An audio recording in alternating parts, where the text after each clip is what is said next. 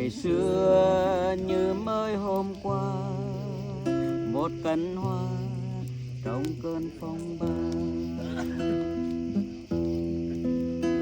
Ngày mai rồi mình cũng già, không thể nào yêu lại nữa. Ngày xưa như mới hôm qua, một cánh hoa trong cơn phong ba. Thời gian tựa cánh chim bay, tiếng cầu kính đời đời vẫn vậy. Từ nghìn trùng ta gặp nhau đây, rồi thiên thu mãi mãi sum vầy. Ngày mai rồi mình cũng già, thân thể này sẽ tàn úa.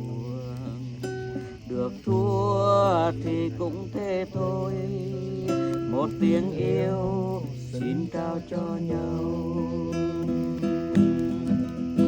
Còn trăm ngày nữa vui chơi, anh nhìn xem vẻ đẹp cõi đời. Được làm người ôi diệu kỳ thay, ta ơn trên cho sống chốn này.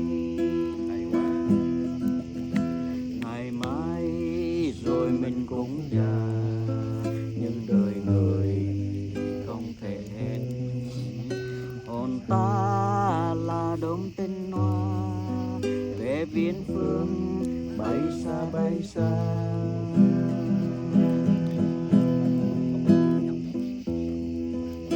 Ngày mai rồi mình cũng già, thân thể này sẽ tàn úa. Được thua thì cũng thế thôi, một tiếng yêu xin trao cho nhau. Còn trăm ngày nữa vui chơi, hãy nhìn xem vẻ đẹp cõi đời. Được làm người ôi diệu kỳ thay, ta ơn trên cho sống chốn này. Ngày mai rồi mình cũng già, nhưng đời người không thể hết. Hồn ta là đốm tinh hoa, về viễn phương bay xa bay xa. Hồn ta là đốm tinh hoa, về viễn phương bay xa bay xa.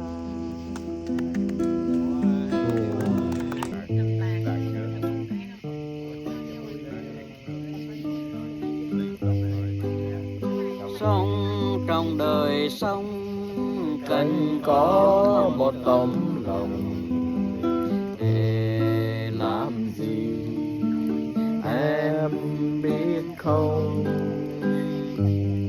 Để gió cuốn đi, để gió cuốn đi, gió cuốn đi cho mây qua dòng sông. Ngày vừa lên hay đêm chuông mênh mông, ôi trái tim đang bay theo thời gian, làm chiếc bóng đi rao lời dối gian. Nhưng khi chiều tới cần có một tiếng mẹ và con đi chơi đến hang một cõi, quên những nhọc nhằn, quên những giày bò tâm can. Rồi vài mươi năm sau đi qua trần thế, con cống mẹ về, con cống mẹ về. Mẹ và con đi chơi đến hang một cõi, quên những nhọc nhằn, quên những giày vò tâm can.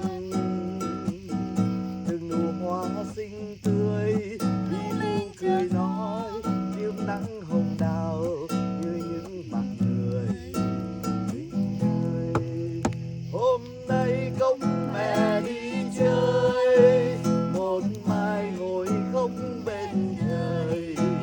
Hôm nay công mẹ đi chơi một mai mẹ mãi lên trời. Mẹ để con mồ côi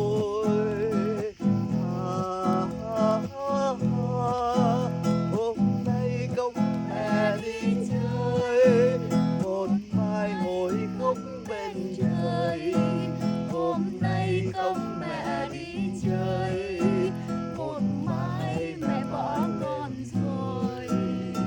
Mẹ đành rời xa